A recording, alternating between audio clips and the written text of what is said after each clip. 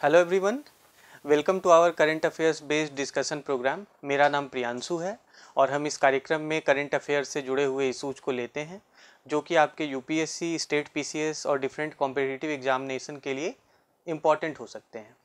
आज जो हम लोगों ने इस डिस्कशन के लिए टॉपिक लिया है that is inauguration of Agartala Akhaura rail link. Bharat और बांग्लादेश के बीच में रेल कनेक्टिविटी को इम्प्रूव करने के लिए दोनों देशों के प्रधानमंत्रियों के द्वारा इस प्रोजेक्ट का शुभारंभ किया गया, अभी इनॉग्रेशन किया गया। यह आपके यूपीएससी प्रीलिम्स, मेंस और इंटरव्यू डिफरेंट स्टेजेस के लिए इम्पॉर्टेंट है। और किस तरीके से इम्पॉर्टेंट है, सिलेबस से ये कहाँ पे जुड़ता है यूपीएससी एग्जामिनेशन के। तो प्रीलिम्स में आपका टॉपिक है current events of national and international importance, राष्ट्रीय एवं अंतर्राष्ट्रीय महत्व के जो समसामयिक घटनाएं हैं। एंड मेंस में GS2 पेपर, जो GS2 पेपर है यूपीएससी मेन एग्जामिनेशन का, उसमें IR का यह टॉपिक है India and it's neighbourhood relation, Bharat और इसके पड़ोसी संबंध। तो इन दोनों टॉपिक से ये जुड़ता है।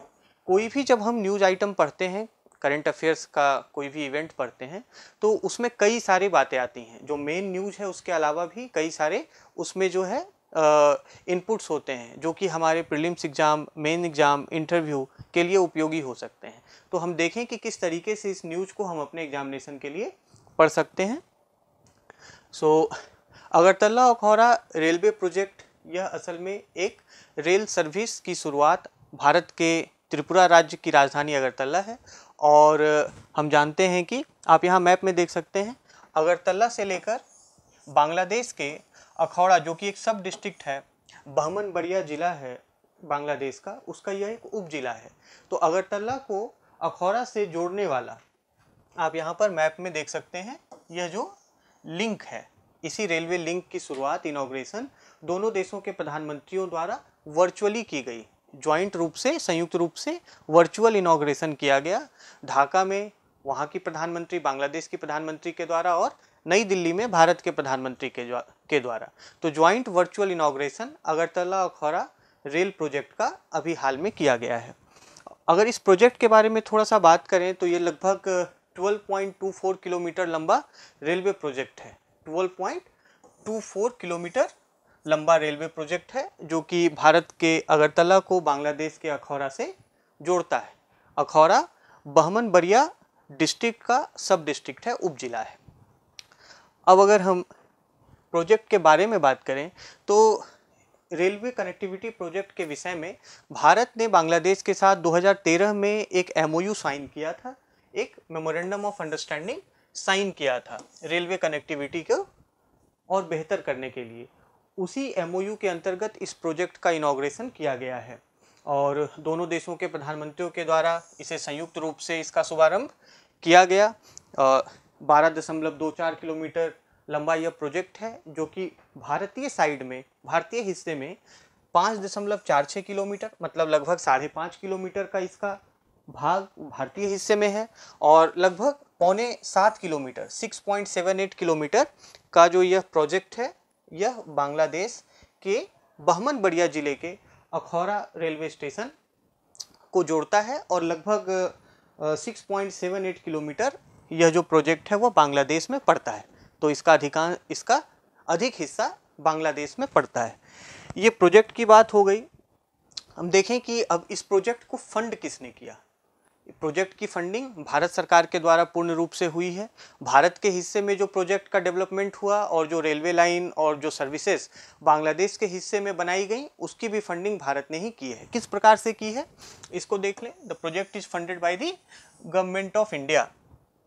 हमारे यहाँ नॉर्थ ईस्ट रीजन के विकास के लिए, नॉर्थ ईस्ट रीजन के डेवलपमेंट को प्रमोट करने के लिए एक सेपरेट मिनिस्ट्री है, that is known as ministry for development of north eastern region, जिसे हम डोनर भी कहते हैं शॉर्ट में, DONER, ministry for development of north eastern reason.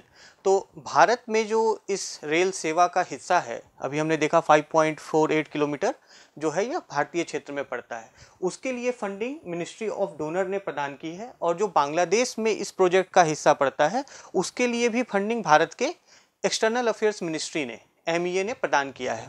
उसके लिए funding ministry of external affair के द्वारा किया गया है। किस रूप में? एड टू बांग्लादेश के रूप में, बांग्लादेश को सहयोग के रूप में। हम जानते हैं कि एक फॉरेन पॉलिसी इनिशिएटिव के रूप में जो मिनिस्ट्री ऑफ एक्सटर्नल अफेयर्स है वह विकासशील देशों को, डेवलपिंग कंट्रीज को और लिस्ट डेवलप्ड कंट्रीज को विकासात्मक ज़रूरतों को पूरा करने के लिए, जो उनके डेवलपमेंटल नीड्स हैं, इंफ्रास्ट्रक्चर के हो गए और जो डिफरेंट डेवलपमेंट नीड्स हैं, उनको फंड करने के लिए ग्रांट असिस्टेंस प्रोवाइड कराती है। यह एक फॉरेन पॉलिसी इनिशिएटिव है इंडिया का, ठीक है। तो उसी ग्रांट असिस्टेंस के अंतर्गत एड यह बांग्लादेश को दिया गया है और बांग्लादेश के हिस्से के जो रेल परियोजना है उसका विकास भी भारत के विदेश मंत्रालय के द्वारा किया गया है। ये चीज़ यहाँ पर समझना इम्पॉर्टेंट है। दूसरी चीज़ कि जो इंडियन साइड इस रेल सेवा का है उसका विकास इरकॉन के द्वारा किया गया है। इरकॉन जो कि हम जानते हैं एक पब्लिक सेक्टर अंडरटेकिंग है, PSU है, यह भारत के रेल मंत्रालय के अंतर्गत आता है। Indian railway construction international limited, हम इरकॉन के भी बारे में पढ़ेंगे, यह भी हाल फिलहाल न्यूज़ में था लास्ट मंथ। और साथ ही साथ जो मिनिस्ट्री ऑफ एक्सटर्नल अफेयर्स का ग्रांट असिस्टेंस प्रोग्राम है डेवलपिंग कंट्रीज को लेके, उसके बारे में भी थोड़ी जानकारी करने का प्रयास करेंगे, क्योंकि ये सभी आपसे प्रीलिम्स में और मेंस में पूछे जा सकते हैं। इरकॉन भी आपको भारत में और भारत के बाहर रेलवे इंफ्रास्ट्रक्चर के लिए एक इम्पॉर्टेंट एजेंसी है, तो इसके बारे में भी हम लोग पढ़ेंगे। भारत के क्षेत्र में जो इस अगरतला अखौरा रेल सेवा की शुरुआत हुई, भारतीय क्षेत्र में इसका विकास इरकॉन ने किया है। मिनिस्ट्री ऑफ रेलवे में यह एक पब्लिक सेक्टर अंडरटेकिंग है और बांग्लादेश के क्षेत्र में इसका विकास टेक्समैको नामक एक प्राइवेट कंपनी ने किया है। अब अगर हम इस प्रोजेक्ट के बारे में आगे बात करें तो अभी मालगाड़ी की ट्रायल सर्विस को के बाद दोनों देशों के बीच में इस सेवा का इनॉग्रेशन किया गया। अभी जब पैसेंजर ट्रायल कर लिया जाएगा, जब पैसेंजर ट्रेन चलाकर इसका ट्रायल कर लिया जाएगा, तो फिर इस रूट पर पूर्णकालिक जो है full time passenger train services भी शुरू कर दी जाएंगी। उसके बाद अगरतला से अखौरा और अगरतला से चित्तागोंग दोनों रेल सेवा से जुड़ जाएंगे। तो अभी जो आप यहाँ पर चित्र में देख रहे हैं, यह मालगाड़ी गुड्स ट्रेन का ट्रायल किया गया था। गुड्स ट्रेन के ट्रायल के बाद इस रूट को इनॉग्रेट कर दिया गया है। अब इसमें पैसेंजर ट्रेन का ट्रायल होगा।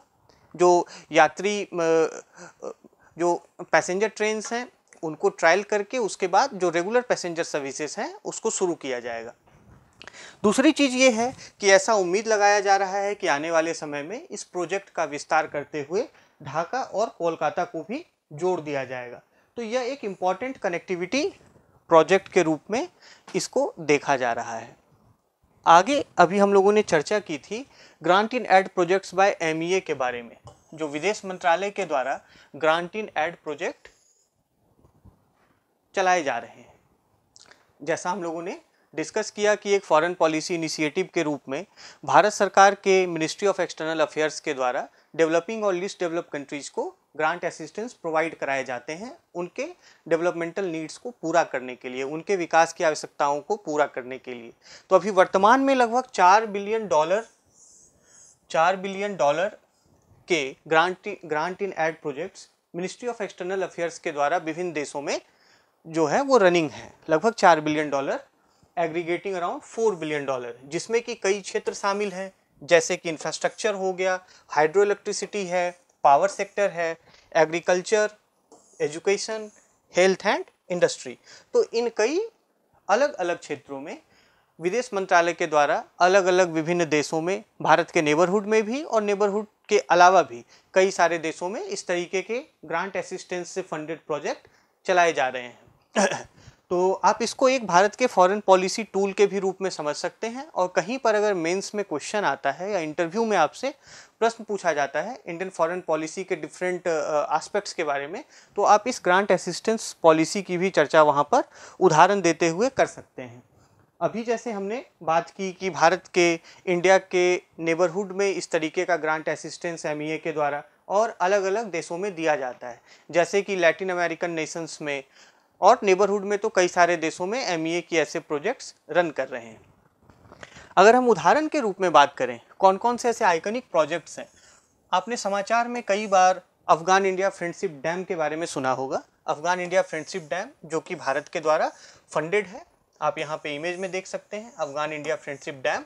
और इसी तरीके से अफगान की संसद, जो अफगान पार्लियामेंट बिल्डिंग है, उसे भी विदेश मंत्रालय के ग्रांट असिस्टेंस के द्वारा बनाया गया था।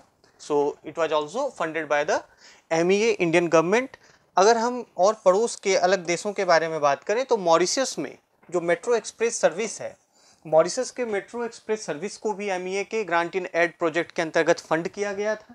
जाफना कल्चरल सेंटर, श्रीलंका में जाफना कल्चरल सेंटर है। तो भारत सरकार ने कई अपने पड़ोस के देशों में और अलग अलग देशों में इस तरीके के आइकनिक प्रोजेक्ट्स को डेवलप करने के लिए फंड प्रदान किए हैं। उसी तरीके से जो मॉरिशस का सुप्रीम कोर्ट बिल्डिंग है, उसे भी MEA के ग्रांट इन एड प्रोजेक्ट के द्वारा फंड किया गया है। तो आप इन एग्जाम्पल्स को अपने आंसर में मेन एग्जामिनेशन में शामिल कर सकते हैं, जहां पर कि इंडिया और नेबरहुड रिलेशंस के विषय में हमारे जो फॉरेन पॉलिसी इनिशिएटिव्स हैं उसके बारे में यदि प्रश्न आता है तो। अब वापस हम आते हैं अपने इसी टॉपिक्स में चर्चा आई इरकॉन की भी। तो प्रीलिम्स में कई बार इस तरीके के पब्लिक सेक्टर अंडरटेकिंग्स के बारे में प्रश्न पूछ दिया जाता है। मिनिस्ट्रीज एंड डिपार्टमेंट्स आपके GS पेपर 2 का हिस्सा है ही, तो थोड़ा सा इसके बारे में भी हमें जानकारी आवश्यक है। इरकॉन इंटरनेशनल लिमिटेड, इसकी स्थापना 1976 में हुई थी और यह मिनिस्ट्री ऑफ रेलवेज के अंतर्गत एक पब्लिक सेक्टर अंडरटेकिंग है। यह आपको ध्यान देना है कि इरकॉन जो है वह गवर्नमेंट ऑफ इंडिया अंडरटेकिंग है, यह मिनिस्ट्री ऑफ रेलवे के अंतर्गत आता है। रेल मंत्रालय का यह लोक उपक्रम है। Public sector ministry of railway, ministry of railway का यह एक PSU है, पब्लिक सेक्टर अंडरटेकिंग है, जिसकी स्थापना 1976 में हुई थी। यह हाल फिलहाल में समाचार में था। पिछले महीने अक्टूबर में इसे डिपार्टमेंट ऑफ पब्लिक इंटरप्राइजेज के द्वारा एक नवरत्न ऑर्गेनाइजेशन के रूप में इसे स्टेटस मिला है। So the department of public enterprises has designated IRCON as a navratna company. और ये जो डिपार्टमेंट ऑफ पब्लिक इंटरप्राइज है, यह किसके अंतर्गत आता है? यह मिनिस्ट्री ऑफ फाइनेंस के अंतर्गत आता है। तो इन चीज़ों को आपको ध्यान में रखना है जब भी आप पढ़ते हैं। तो करंट अफेयर्स के न्यूज़ में इस तरीके के जो इम्पोर्टेंट जो टर्म्स आते हैं, ऑर्गेनाइजेशंस आते हैं, सरकारी गैर सरकारी, उसके बारे में थोड़ा आपको खुद से इनिशिएटिव लेके जानने का प्रयास करना है। ये आपसे प्रीलिम्स में क्वेश्चन के रूप में या कहीं ऑप्शन के रूप में पूछे जा सकते हैं। सो पिछले महीने इरकॉन को डिपार्टमेंट ऑफ पब्लिक इंटरप्राइजेज, जो कि मिनिस्ट्री ऑफ फाइनेंस के अंतर्गत आता है, उसके द्वारा नवरत्न कंपनी का दर्जा मिला है। यह भारत में जो सेंट्रल पब्लिक सेक्टर इंटरप्राइजेज हैं, तो उनमें यह 15वां नवरत्न कंपनी है। So total 15 navratna company, 15 central public sector enterprises are designated as navratna company, जिसमें से कि एक आपका इरकॉन भी है। इरकॉन क्या है? यह एक मूलतः कंस्ट्रक्शन ऑर्गेनाइजेशन है जो कि इंफ्रास्ट्रक्चर और कंस्ट्रक्शन एक्टिविटीज से जुड़े हुए प्रोजेक्ट्स और सर्विसेज को अंडरटेक करता है। ठीक है, यह एक कंस्ट्रक्शन और इंफ्रास्ट्रक्चर डेवलपमेंट ऑर्गेनाइजेशन है। हालांकि ये तो कई तरीके के इंफ्रास्ट्रक्चर और कंस्ट्रक्शन प्रोजेक्ट्स को लेता है, लेकिन जो इसकी कोर कॉम्पिटेंसी है, इसकी core competency railway, highway, MRTS, जो मास रैपिड ट्रांजिट सिस्टम्स हैं, इनके डेवलपमेंट में इसकी कोर कॉम्पिटेंसी है। ओके, इसके डेवलपमेंट में इसकी कोर कॉम्पिटेंसी है। अब देखिए, ये भले ही इंटरनेशनल अफेयर्स का न्यूज़ हो, इंटरनेशनल रिलेशंस का न्यूज़ हो, पर जैसे इरकॉन हो गया तो ये रेल इंफ्रास्ट्रक्चर से जुड़ा हुआ मुद्दा है। अब जैसे हमने बात की डिपार्टमेंट ऑफ पब्लिक इंटरप्राइजेज की, इरकॉन किसके अंतर्गत आता है? तो ये मिनिस्ट्री ऑफ रेलवे के अंतर्गत आता है। तो ये चीज़ें आपके GS2 से रिलेटेड हैं। तो इस तरीके से इंटीग्रेटेड इंटरडिसिप्लिनरी स्टडी और तैयारी करना हमारा उद्देश्य होना चाहिए। वापस जब हम टॉपिक पे आते हैं, इस प्रोजेक्ट का सिग्निफिकेंस क्या है? इस टॉपिक को उठाने का, इस पर डिस्कशन करने का सबसे इम्पॉर्टेंट पॉइंट यही था कि what is the significance of this particular project for India and it's neighbourhood relations. विशेषकर भारत और बांग्लादेश द्विपक्षीय संबंधों में इस प्रोजेक्ट की क्या भूमिका है। सबसे पहले तो हम ये जानते हैं कि south Asia is one of the least integrated regions of the world, चाहे आर्थिक रूप से हो या फिर वह इंफ्रास्ट्रक्चरली हो। तो यह प्रोजेक्ट भारत और बांग्लादेश के बीच में संपर्क को, कनेक्टिविटी को बढ़ावा देने के लिए इसका महत्व है, विशेषकर रेल कनेक्टिविटी को इसके द्वारा बढ़ावा मिलेगा। इसके कई स्ट्रैटेजिक भी सिग्निफिकेंस हैं, उसके बारे में भी हम चर्चा करेंगे। पहले यह हम समझें कि त्रिपुरा के अगरतला से ये बांग्लादेश के अखौरा को जोड़ रहा है। तो त्रिपुरा भारत के पूर्वोत्तर में, नॉर्थ ईस्ट में लोकेटेड एक राज्य है, स्थित एक राज्य है। और अगर आप त्रिपुरा के ज्योग्राफिकल लोकेशन को देखेंगे, यहाँ पर मैप में इंडिकेटेड है, तो अगर आप त्रिपुरा के ज्योग्राफिकल लोकेशन को देखें तो त्रिपुरा 3 तरफ से बांग्लादेश से घिरा हुआ है। त्रिपुरा 3 तरफ से बांग्लादेश से घिरा हुआ है और यह केवल अपने पूर्वोत्तर में और उत्तर में, नॉर्थ ईस्ट में और ईस्ट में असम और मिजोरम से इसकी सीमाएं लगती हैं। Other than that bye 3 sides it is surrounded by Bangladesh. तो यह एक लैंड लॉक्ड स्टेट है और 3 तरफ से बांग्लादेश से घिरे होने के कारण भारत के साथ कनेक्टिविटी, मतलब भारत के अन्य राज्यों के साथ कनेक्टिविटी और नॉर्थ ईस्ट के अन्य स्टेट्स में कनेक्टिविटी एक इशू है। इसीलिए यह एक लैंड लॉक्ड स्टेट होने के कारण यह जो पर्टिकुलर प्रोजेक्ट है और दूसरे नॉर्थ ईस्टर्न स्टेट्स और भारत के अन्य राज्यों के साथ त्रिपुरा के कनेक्टिविटी को भी इम्प्रूव करेगा। तो ये न केवल भारत बांग्लादेश बल्कि भारत के भी राज्यों के बीच में जो है रेल कनेक्टिविटी और ओवरऑल कनेक्टिविटी को इम्प्रूव करेगा। लैंडलॉक्ड स्टेट की जब चर्चा हुई तो आपके लिए यहाँ पर एक प्रश्न है कि भारत में कितने ऐसे राज्य हैं जो कि लैंडलॉक्ड हैं और जिनकी कोई अंतर्राष्ट्रीय सीमा नहीं लगती। आप इस प्रश्न का उत्तर कमेंट में देकर बताएं कि भारत में सबसे पहले तो कितने लैंडलॉक्ड स्टेट्स हैं। लैंडलॉक्ड स्टेट्स का अर्थ होता है जिनकी कोई समुद्री सीमा या मैरीटाइम बाउंड्री नहीं होती, मतलब जो कोई समुद्र के किनारे नहीं होते। तो ऐसे कितने राज्य हैं और इनमें से कितने राज्यों की कोई इंटरनेशनल बाउंड्री नहीं है। मैप यहाँ पर आपको दिया हुआ है, आप यहाँ पर से हेल्प ले सकते हैं और कमेंट में इसका उत्तर बताएं। नाउ कमिंग बैक, तो त्रिपुरा का जो लैंडलॉक्ड नेचर है इट विल इम्प्रूव कनेक्टिविटी। और हम जानते हैं कि नॉर्थ ईस्ट इंडिया में टूरिज्म पोटेंशियल बहुत ज़्यादा है ना। So it will not only act as a connectivity project, at the same time it will act as a gateway for tourism in the north eastern region, particularly Tripura. खासकर त्रिपुरा में south east Asia और कई अन्य देशों से यह tourism के gateway के भी रूप में कार्य करेगा। वह इस परियोजना का, प्रोजेक्ट का एक इम्पॉर्टेंट सिग्निफिकेंस है। दूसरी चीज़ ये है कि जब हम भारत में कनेक्टिविटी की बात कर रहे थे तो आप देखें कि अभी वर्तमान में एट प्रेजेंट अगर हम अगरतला से कोलकाता की दूरी को देखते हैं तो लगभग 1600 किलोमीटर्स आती है। अगर हम इंडियन स्टेट्स के द्वारा होते हुए, नॉर्थ ईस्टर्न स्टेट्स के द्वारा होते हुए अगर हम अगरतला से कोलकाता पहुंचने का प्रयास करते हैं, सो अबाउट 1600 किलोमीटर्स। इस प्रोजेक्ट के शुरू होने के बाद, इस रेल परियोजना के शुरू होने के बाद यह दूरी अब केवल 500 किलोमीटर की रह गई है। तो आप देखिए कि लोगों का, गुड्स का आवागमन कितना आसान हो जाएगा और इसका न केवल कनेक्टिविटी के टर्म्स में पोटेंशियल है बल्कि इकोनॉमिक पोटेंशियल भी है ना। इकोनॉमिक पोटेंशियल, जब गुड्स का, पीपल का मूवमेंट बहुत आसान हो जाएगा तो ये ट्रैवल टाइम को काफ़ी कम कर देता है, लगभग 1/3 कर देता है। वर्तमान में कोलकाता और अगरतला के बीच में ट्रैवल टाइम 31 आवर्स है और इस प्रोजेक्ट के बाद वह केवल 10 घंटों की रह जाएगी। तो यह सिग्निफिकेंस है इस प्रोजेक्ट का कि यह इंडियन स्टेट्स में भी, north eastern region, West Bengal और अदर इंडियन स्टेट्स में भी ट्रैवल टाइम को लगभग काफ़ी हद तक कम कर देगा और साथ ही साथ यह लोगों के और गुड्स के मूवमेंट को आसान बना देगा, जिससे कि इकोनॉमिक एक्टिविटीज़ को बूस्ट मिलेगा, इकोनॉमिक एक्टिविटीज़ को काफ़ी बढ़ावा मिलेगा। अब हम देखें कि त्रिपुरा और भारत और बांग्लादेश द्विपक्षीय संबंधों के अगर हम पर्सपेक्टिव में बात करें इस प्रोजेक्ट की, तो इसका इमोशनल और हिस्टोरिकल सिग्निफिकेंस भी है। इमोशनल और हिस्टोरिकल सिग्निफिकेंस किस तरीके से? हम जानते हैं कि 1971 भारत पाकिस्तान युद्ध से बांग्लादेश की उत्पत्ति होती है। बांग्लादेश का जन्म 1971 में भारत पाकिस्तान युद्ध से होता है और त्रिपुरा में काफ़ी संख्या में उस समय जो रिफ्यूजीज़ थे, बांग्लादेश के रिफ्यूजीज और फाइटर्स, वो जो लिबरेशन वॉरियर्स थे, वो त्रिपुरा में काफ़ी संख्या में आए थे। यह जानकर अचरज भी होगा कि त्रिपुरा की उस समय की जनसंख्या 1971 में केवल 14 लाख की थी, केवल 14 लाख की थी और ईस्ट पाकिस्तान, बांग्लादेश को उस समय ईस्ट पाकिस्तान कहा जाता था, ईस्ट पाकिस्तान से त्रिपुरा आने वाले जो रिफ्यूजीज थे, शरणार्थी थे, उनकी संख्या 15 लाख थी। तो त्रिपुरा ने काफ़ी संख्या में शरणार्थियों को उस समय जगह दिया था और एक इमोशनल कनेक्ट, एक हिस्टोरिकल कनेक्ट भारत और बांग्लादेश, त्रिपुरा और बांग्लादेश के बीच में है। ये भी ध्यान रखें कि उस समय कई सारे liberation warrior training camp Bharat के पूर्वोत्तर क्षेत्र में हिस्से में चलाए जा रहे थे, जहाँ पर कि लिबरेशन वॉरियर्स को, ईस्ट पाकिस्तान के लिबरेशन वॉरियर्स को ट्रेन किया जाता था। वैसे 8 ट्रेनिंग कैंप्स त्रिपुरा में चलाए जा रहे थे।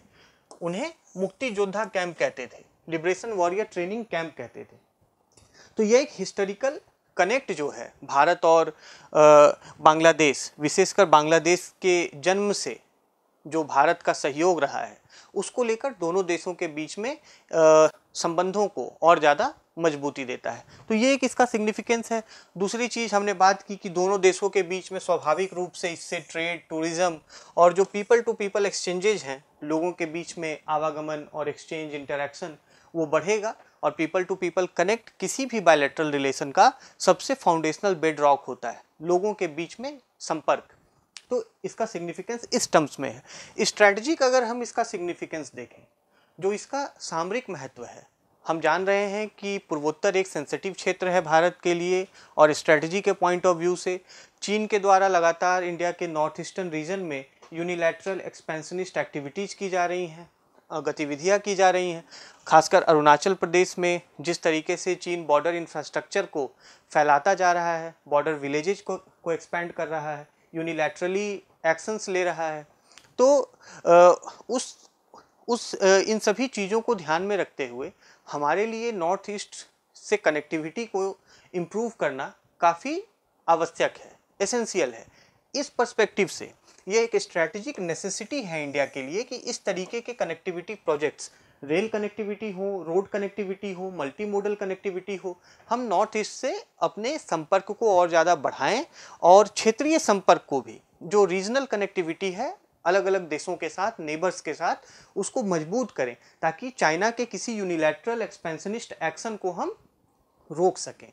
तो एक तो ये इसकी बात हो गई, चाइना के यूनिलैटरल एक्शंस और एक्सपेंशनिज्म को चेक करने के लिए। दूसरी चीज़ है, और जो सबसे इम्पॉर्टेंट बात है, कि फॉरेन पॉलिसी कभी भी रिएक्टिव नहीं होनी चाहिए, चाहे वो नेबरहुड में हो या नेबरहुड के बियॉन्ड हो। Foreign policy should always be proactive.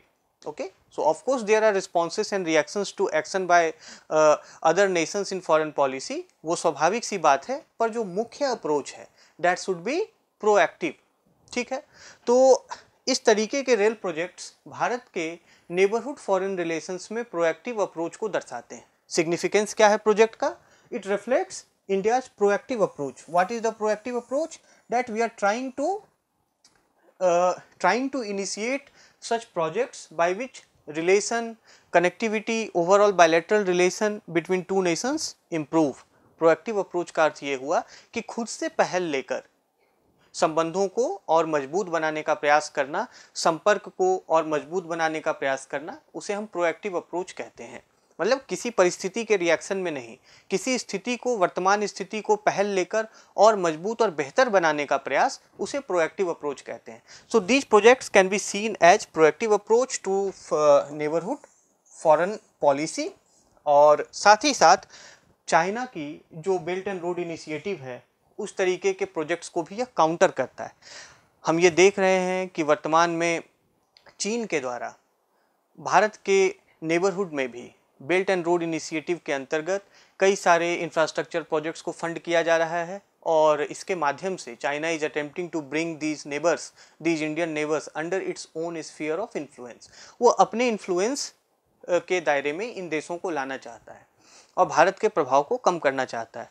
तो इस तरीके के कनेक्टिविटी प्रोजेक्ट्स के द्वारा भारत चीन के BRI जैसे एक्टिविटीज़ को, BRI जैसे प्रोजेक्ट्स को काउंटर कर सकता है। ये इसका एक इम्पॉर्टेंट सिग्निफिकेंस है। तो जब भी आप महत्व की बात करें, सिग्निफिकेंस की बात करें, तो उसमें ज्योग्राफिकल पर्सपेक्टिव भी होना चाहिए, जैसे हमने देखा है ना कि जो त्रिपुरा का लैंडलॉक्ड एक मतलब पोजीशन है। इकोनॉमिक पर्सपेक्टिव होना चाहिए, उसका एक स्ट्रेटेजिक डायमेंशन होना चाहिए, हिस्टोरिकल डायमेंशन होना चाहिए। तो सिग्निफिकेंस के बारे में आप जब बात करेंगे एक ब्रॉडर बायलैटरल रिलेशनशिप में, या इस तरीके के प्रोजेक्ट्स के संदर्भ में, तो वो हमेशा मल्टी डायमेंशनल इस तरीके से होना चाहिए। Now coming to other train services between India and Bangladesh, क्या यही एकमात्र रेल सेवा है भारत और बांग्लादेश के बीच में जिसकी शुरुआत की गई है? तो भारत और बांग्लादेश दोनों देशों ने आपस में रेल कनेक्टिविटी को सुधार करने के लिए काफ़ी पहल की है। वर्तमान में अगर आप देखें at present, so there are 3 trains which run between West Bengal and Bangladesh. 3 ऐसी ट्रेन्स हैं जो कि बांग्लादेश और भारत के वेस्ट बंगाल से के बीच में रन करती हैं। और ये तीनों ट्रेन अगर आप देखें तो बंधन एक्सप्रेस है जिसकी शुरुआत जिसे 2017 में रीस्टार्ट किया गया था। बंधन एक्सप्रेस जो है वह कोलकाता को बांग्लादेश के तीसरे सबसे बड़े शहर खुलना से जोड़ती है, और यह 1965 के अगर आप युद्ध के बाद देखें तो यह पुरानी रेल लाइन थी जिसे 2017 में फिर से शुरू किया गया, और यह पेट्रापोल बेनापोल बॉर्डर क्रॉसिंग के माध्यम से यह एक से दूसरे देश में जाती है। तो यह एक ट्रेन रूट है। दूसरी है मैत्री एक्सप्रेस जो कि कोलकाता और ढाका यह 2008 से परिचालन में है, और तीसरी जो है वह मिताली एक्सप्रेस है जो कि सिलीगुड़ी से ढाका को जोड़ती है। यह 2021 में इसकी शुरुआत की गई थी। तो आप देखें कि 2008, 2017, 2021 3 ट्रेन सेवाएं भारत और बांग्लादेश के बीच में पहले से ऑपरेशनल हैं, और यह दर्शाता है कि दोनों देशों के बीच में कनेक्टिविटी को लेकर एक सीरियस एफर्ट है कि रेल कनेक्टिविटी के माध्यम से दोनों देशों को जोड़ा जाए, और इसके माध्यम से दोनों देशों के जो बायलैटरल रिलेशंस हैं उसको और मजबूत बनाया जाए। जैसे आप देखेंगे कि तीनों ट्रेनें जो हैं पहले वो वेस्ट बंगाल से बांग्लादेश को जोड़ रही थी। अब ये जो चौथी अगरतला अखौरा रूट है यह त्रिपुरा को जोड़ती है बांग्लादेश से। वेस्ट बंगाल की बांग्लादेश से सीमा लगती है, और वेस्ट बंगाल भारत का वेस्ट बंगाल वैसा राज्य है जिसकी सबसे अधिक सीमा बांग्लादेश से लगती है। दूसरे नंबर पे त्रिपुरा का नाम आता है। If you talk about the Indian state, so the longest border is shared between India and Bangladesh is in West Bengal. So West Bengal is the state which has the longest border, it shares with Bangladesh. और दूसरे number पे त्रिपुरा का स्थान आता है।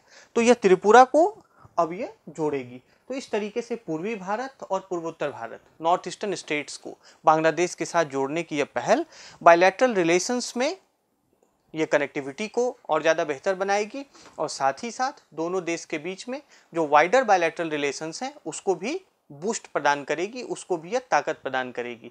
तो इसके साथ हम इस डिस्कशन को समाप्त करते हैं, और कार्यक्रम के विषय में जो भी आपके फीडबैक हों, कमेंट हों, आप ज़रूर हमें कमेंट सेक्शन में बताएं।